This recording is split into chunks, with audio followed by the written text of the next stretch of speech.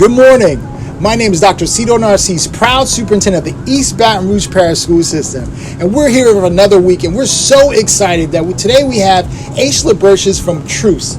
As many of you may know, we do not do this work by ourselves. It takes a village to do this work.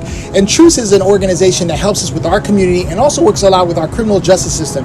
Aishala, how you doing? I'm great. How are you today? I'm good. Thank you so much for being here. Of course. Thank you for having me. So tell us a little bit about the work and how you help support our school system. Yes, so we're Truce Superintendent. We're in your schools. We're offering supportive services to the students in your school, especially those that may be on the verge of getting kicked out of school. They're having issues maintaining classroom sustainability. So we come in and offer them whatever type of supportive services that we can, and offer those same supports to the community as well by doing our neighborhood walks, our neighborhood cleanups, just bringing resources to the community and meeting individuals exactly where they are. Now I remember I went on one of the neighborhood calls when I just came to Baton Rouge. Yes. And I think we had almost 100 of us. It was a lot. So tell our folks a little bit more about just what does that look like on the ground when you guys are actually working with school leaders and teachers and stuff like that to help in our community? Yeah, so when we're on the grounds, we're coming in, we're meeting with our students. The first thing that's really important is to find out exactly what it is that the students want from us. So we're able to give kind of a survey to the students to see what they are interested in. So if that means we need to bring in different speakers to talk about those things of financial literacy, if we have to talk about anger management, if we have to talk about a few of your de-escalation techniques that we're going to talk about today, just to calm a student so that they understand just to be in touch with their own emotions and how they can better sustain themselves inside of the classroom. Well, let's talk a little about de-escalation. All right, let's go. Okay, so the first things first, guys. We know that when you're in a tense situation, your normal reaction is to be defensive. Right? So if we're getting into an argument, my first reaction is probably to respond to you. And so we teach our kids and our administrators just how to de-escalate the situation sometimes. So as an adult, as an administrator, as a teacher, if you're involved and there's a student and it's a high tense situation, our first thing is to give yourself a few feedback.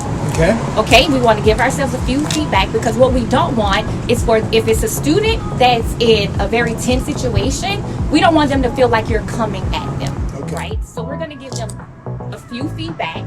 We're going to watch our body language because sometimes our teachers, kids pick up on that, right?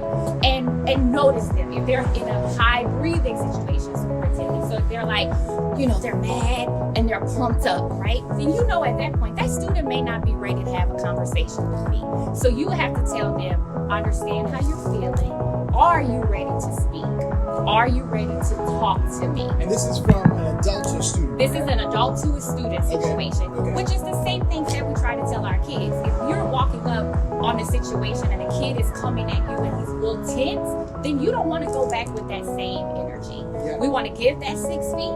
We're going to watch our body language so it doesn't seem very defensive. And we're going to ask them, as an adult, are you ready to speak? Go ahead. What's some simple bad body language you say?